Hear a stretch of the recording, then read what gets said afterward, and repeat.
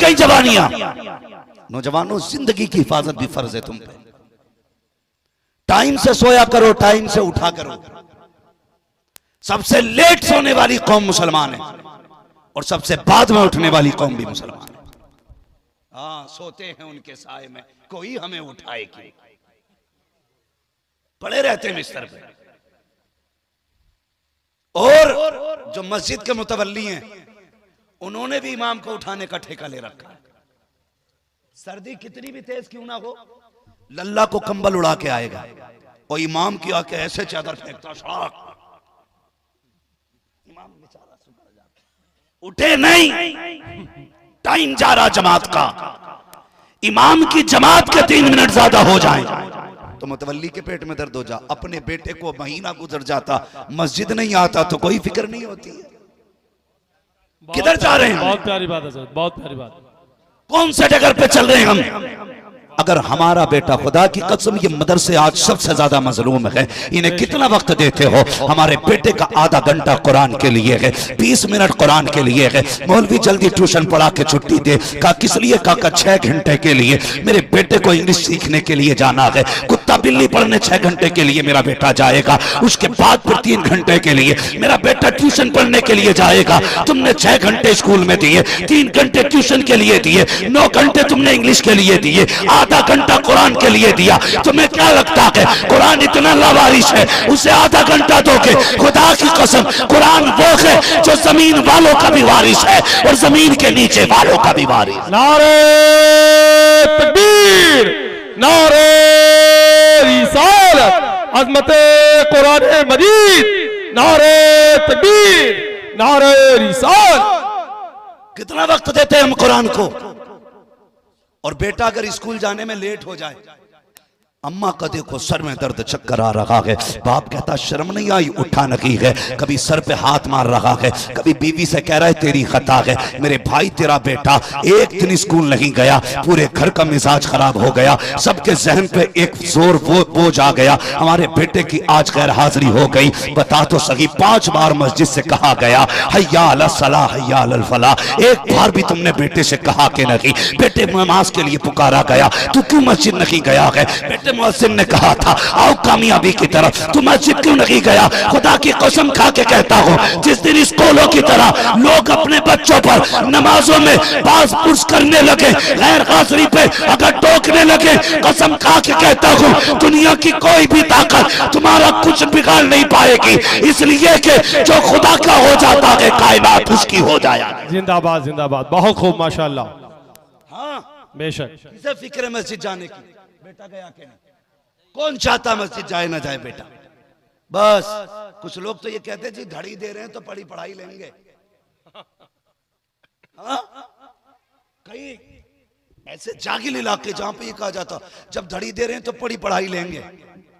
यही बात आती है अल्लाह की, ये सब पे फर्ज है बच्चों को आदी बनाओ मस्जिद में भेजने का। मैं तालीम का मुनकिर नहीं हूं, तालीम का मुखालिफ भी नहीं हूं। मैं चाहता हूं आपके बेटे IAS IPS बने, हाँ MBBS हो, अच्छी तालीम हासिल करें, लेकिन उससे पहले अपने बच्चों को मुस्तफा का दिया हुआ कुरान पढ़ाया जाए। बेशक, बेशक, सुभान अल्लाह।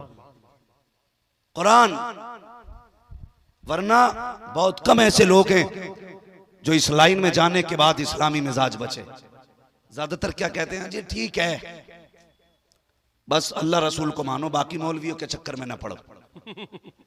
ये ज्यादा काबिल लोग अपने आप को समझते हैं, जो डॉक्टर इस ज़हनियत के लोग हैं, बहुत कम बचते हैं। मैं कहता हूं 3 साल अपने बच्चे के मदरसे में गुजरवा दे, खुदा की कसम किसी भी तालीम को हासिल कर लेगा, वो सब कुछ छोड़ सकता है, हुजूर की गुलामी का दामन नहीं छोड़ सकता। बेशक, बेशक, सुभान अल्लाह, हक। क्योंकि उसको मदरसे की हवा लग गई है, और जिसे मदरसे की हवा लग जाती है, खुदा की कसम फिर उसका रिश्ता मुस्तफा से मजबूत हो जाता है। मेरे कई सारे साथी हैं जो अल्हम्दुलिल्लाह आज IAS बन चुके हैं। कई सारे मेरे क्लासमेट ऐसे हैं कि जो आज यूनिवर्सिटीज के अंदर प्रोफेसर हैं, पढ़ा रहे हैं, मगर खुदा की कसम उनकी बोलियों से इसके इश्क़ मुस्तफा उनकी बोलियों से महका करता है। बेशक। उनके अंदाज से लगता है कि इनके वजूद में इश्क मुस्तफा है। सुभान अल्लाह, सुभान अल्लाह। वरना जिसकी इंग्लिश अच्छी हो गई वो फिर कहां रहा मुसलमान है? वो तो अगर उसका बस चले तो नमाज भी अंग्रेजी में पढ़े। जानता हूं मैं ऐसे लोगों को जो ज्यादा काबिल हो गए इंग्लिश में, यहां तक कि वो पहनते पजामिया, पता नहीं क्या बोलते हैं, इतनी पैंट होती है, वो हाफ टी शर्ट, नंगे सर आ गया, एक टांग इधर जा रही है, उधर जा रही है। ऐसा लग रहा जिसने जितनी में पैर फैला लिए उतने उसकी। हाँ? कह रहा बस ये दीन है। दीन ये नहीं है, दीन ये है, जान है इश्क मुस्तफा। रोज फजू करे खुदा, जिसको हो इश्क का दर्द का मजा, नाज़े दवा उठाएगी। जिंदाबाद, जिंदाबाद। ये है इस्लाम। माशाअल्लाह। सीखिए और जानिए, अपने बच्चों को दीन सिखाइए, तालीम दीजिए बच्चों को। लेकिन मेरी गुजारिश सिर्फ इतनी है, खुदा के वास्ते अपने बच्चों को दीन का आदी बनाओ, मदरसों में भेजो, रिश्ता जोड़ो मुस्तफा से बच्चों का। तुम नहीं जानते हो उनके जो हम गुलाम थे, खल्क के पेशवा रहे, उनसे फिरे जहां फिरा, आई कमी वकार में। अगर इज्जतें चाहते हो मुस्तफा से वफा करो, तरक्कियां चाहते हो मुस्तफा से प्यार करो, कामयाबियां चाहते हो मुस्तफा से प्यार करो। जो यहाँ उनका हो जाएगा, खुदा की कसम उसकी दुनिया भी कामयाब हो जाएगी, भी कामयाब। जिंदाबाद, जिंदाबाद। बहुत खूब, माशाअल्लाह। लोग ये समझते हैं जिसने पैसा ज्यादा कमा लिया वो ज्यादा कामयाब है, जिसके बाद दौलत ज्यादा वो ज्यादा कामयाब है। नहीं, कामयाब वो है जिसने आखिरत का ज्यादा बेहतर इंतजाम कर रखा है, आखिरत का ज्यादा इंतजाम किया है। हम सुन्नी अल्हम्दुलिल्लाह, हमारी कोशिश ये रहती है हमारी सुबह भी नबी नबी बोले, हमारी शाम भी नबी नबी बोले, हमारी एक एक सांस नबी नबी बोले। बेशक। लोग कहते हैं अजीब मसला है, ये सुन्नी सिर्फ 12वीं में ही जागता है। मैंने कहा अल्लाह का शुक्र है, ये सुन्नी साल में ना 2 मरतबा अपने रंग में आता है। जानते हैं वो 2 मरतबा कौन कौन से? शायद हो सकता है किसी को मेरी बात से एतराज हो, लेकिन होने दो, बात कहूंगा। 2 मरतबा इमरान भाई हर सुन्नी जाग जाता है। नंबर 1, जब 12वीं तारीख आती है ना, तो छोटे बड़े सबके सरों पे टोपी नजर आया करती है। बेशक, बेशक। नंबर 2, जब मुहर्रम की 10 तारीख आती है, उस दिन हर सुन्नी के सर पे टोपी नजर आया करती है। सुभान अल्लाह, सुभान अल्लाह। साल में 2 मरतबा सुन्नी जागता है। बेशक। और 2 मरतबा जागे, 2 ही दिन जागता है, पूरी हुकूमत हिल जाया करती है। जी। अगर ये 2 दिन अपने रंग में आ जाए, हुकूमत हिल जाती है। 365 दिन अपने रंग में आ जाए, पूरी दुनिया हिलने लगे। वाह वाह वाह वाह, जिंदाबाद, जिंदाबाद। बहुत प्यारी बात। अल्लाहु अकबर। या रसूल अल्लाह, या रसूल अल्लाह। जिंदाबाद, जिंदाबाद। या अली, जिंदाबाद। सुनिएगा, अल्लाह सलामत रखे। माशाअल्लाह। ये बरेली के अहमद रजा ही का करम है, बेशक। जो हम ये कहते हैं तेरी नस्ले पाक में है। बच्चा बच्चा नूर का, तू है ऐने नूर तेरा, सब घराना नूर का, तेरा सब घराना नूर का, घराना नूर का। ये अहमद रजा की का करम है, जो हम कहते हैं उनकी महक ने दिल के ऊंचे खिला दिए हैं, जिस राह चल दिए हैं ऊंचे वसा दिए। जिंदाबाद, जिंदाबाद। बहुत खूब। बरेली के अहमद रजा का करम ना होता तो बारिश में लाइट हम लगाते, ये तो हमारे अब्बा की मजार की चादर भी खींच के ले गए होते, अगरबत्ती भी उखेड़ के ले जाते, फूल भी बटोर लेते, क्योंकि ये कहते हैं ये सारा ही शिरक है। बरेली के अहमद रजा ने बताया, लोगों अगर हुजूर अपने चचा की कब्र पे जा सकते हैं तो उम्मती अपने बाप की कब्र पे क्यों नहीं जा सकता है? ये किसने सिखाया? इमाम अहमद रजा ने। हाँ, इमाम अहमद रजा ने।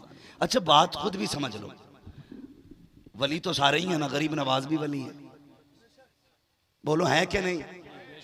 हिंद के राजा हैं भाई, पावर वाले, और ऐसी पावर है उनके पास जिसे विलायत मिलनी है गरीब नवाज दिया करते हैं।